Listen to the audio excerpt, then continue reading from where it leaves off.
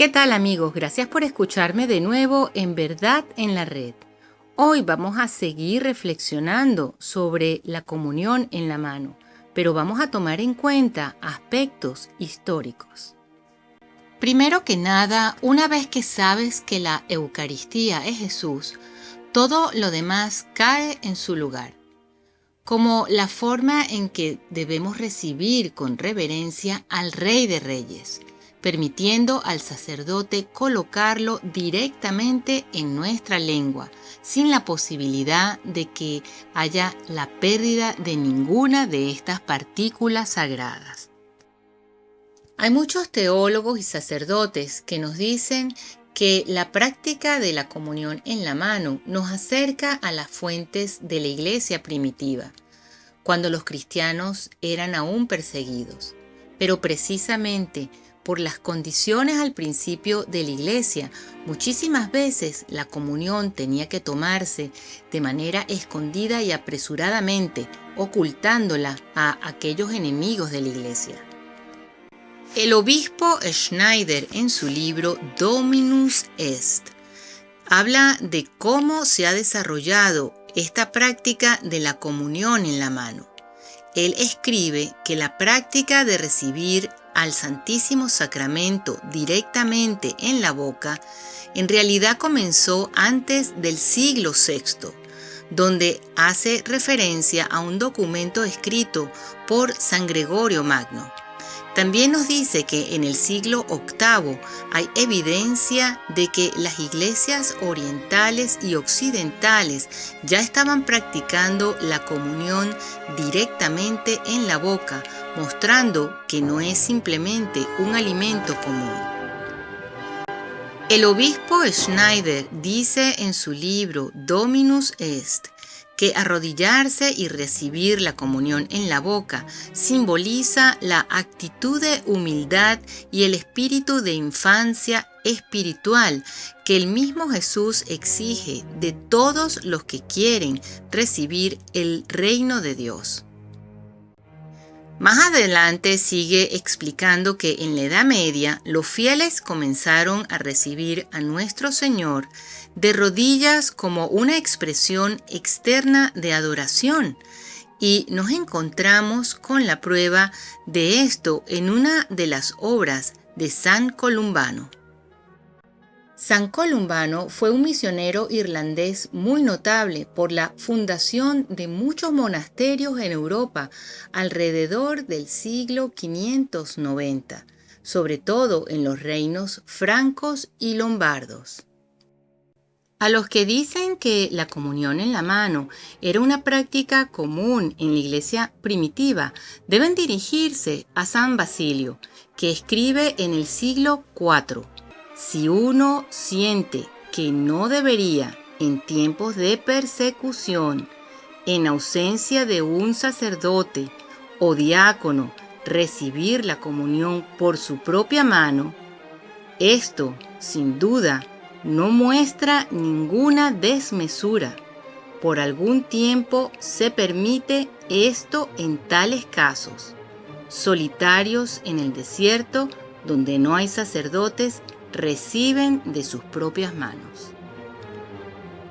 Así que San Basilio, un padre y doctor de la iglesia, que vivió en los días de la iglesia antigua, llama comunión en la mano una grave falta, a menos que en tiempos de persecución o de ermitaños en el desierto. Entonces, ¿cómo puede ser que la comunión en la mano se interpretara como un hecho cotidiano en la iglesia primitiva? El obispo Schneider toma este punto sobre la comunión en la mano en la antigua iglesia y nos explica que no era como la conocemos hoy, era recibirla en la mano, pero en una mano que estaba cubierta por un guante blanco, de donde se comía directamente en vez de tomarla con los dedos y ponerla en la boca. Esto aseguraba que solo las manos consagradas tocaban el consagrado pan. Después de esto, se tomaba con gran cuidado, por lo que las partículas que quedaban en el guante también eran consumidas.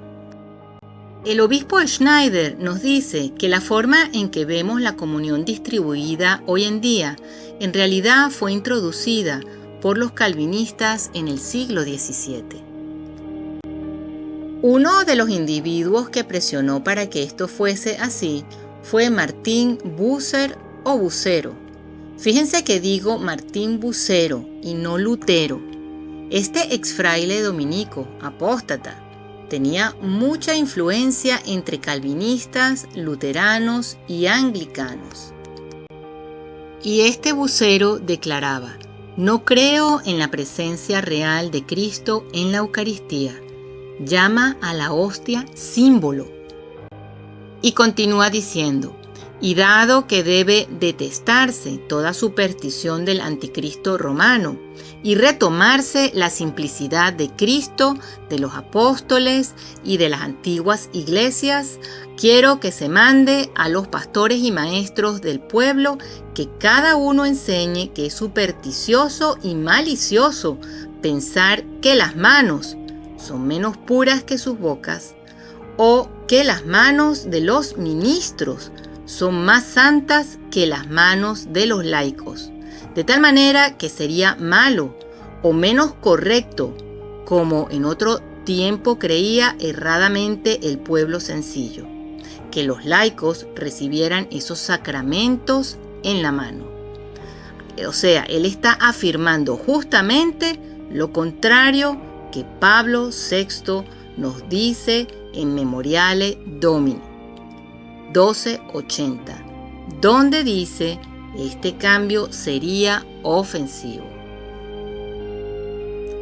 Y continúa diciendo: no hay dudas de que el uso de no poner estos sacramentos en la mano de los fieles se debe a dos supersticiones. En primer lugar, el honor falso que pretenden tributar a este sacramento, y en segundo lugar, la perversa arrogancia de los sacerdotes que presumen tener mayor santidad que el pueblo de Cristo a causa del crisma de la consagración. Y prosigue: las buenas gentes serán fácilmente conducidas a recibir los símbolos sagrados en la mano. Se mantendrá la uniformidad y, si bien por un tiempo puede hacerse una concesión a aquellos cuya fe es débil, dándoles la libertad de recibir los sacramentos en la boca si lo desean, cuidadosamente instruidos, pronto se pondrán en consonancia con el resto de la Iglesia y tomarán el sacramento en la mano. Recuerden que al principio de la Reforma la feligresía era católica y este individuo, Martín Bucero o Bucer, influyó en cambiar la liturgia de manera que se recibiera en estas sectas la comunión en la mano con la finalidad deliberada de restarle la reverencia y solemnidad al sacramento. Esto conllevaría, en última instancia, a la negación de la verdadera presencia de Cristo en la Eucaristía. Y al eliminar la verdadera presencia en la Eucaristía de nuestro Señor, desaparece la importancia del sacerdocio por ordenación mediante sucesión apostólica, es decir, como se hace en la Iglesia Católica. Esta práctica ha hecho que se le reste reverencia al sacramento. La mayoría actual de los que reciben la comunión creen que es un símbolo y no la verdadera presencia de Cristo. Y otros simplemente creen que es, una manera que tiene la Iglesia de aderezar la ceremonia.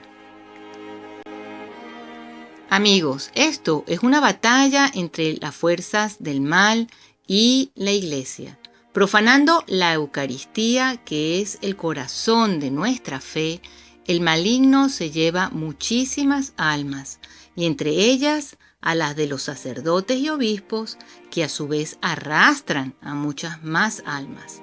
Esto se repite una y otra vez en los mensajes que hace la Virgen en las apariciones que han habido en los últimos tiempos aprobadas por la Iglesia.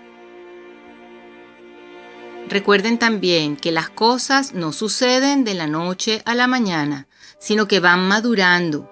Si hoy no se defiende la reverencia y solemnidad de la Eucaristía, mañana no tiene sentido el sacerdocio ni la Iglesia, pues pasaría a ser otra más entre todas las denominaciones religiosas protestantes, que van como por unas 40.000 aproximadamente. La Santa Sede ha querido detener este abuso desde la época de Pablo VI. Aun cuando suena difícil de creer, ya está comprobado que numerosos movimientos se infiltraron en la Iglesia Católica en el siglo XX y se manifestaron fuertemente después del Concilio Vaticano II. Estos movimientos afectaron al clero, a los seminarios, a las órdenes religiosas y, por supuesto, a la feligresía. Es por esto que Roma no ha podido acabar, por ejemplo, con los abusos de los sacerdotes y obispos homosexuales, principalmente en Estados Unidos, en Europa, en Australia, o con obispos y sacerdotes que no condenan el uso de anticonceptivos en el mundo entero. No han podido evitar que obispos y sacerdotes continúen dando la Eucaristía a figuras políticas que deberían ser automáticamente excomulgadas por promover cosas tan terribles como el aborto y el matrimonio homosexual, así como muchísimas otras abominaciones en el mundo entero en la Iglesia que la Santa Sede no ha podido evitar ni controlar. Bueno amigos, muchísimas gracias por haberme escuchado. Que Dios los bendiga y hasta la próxima.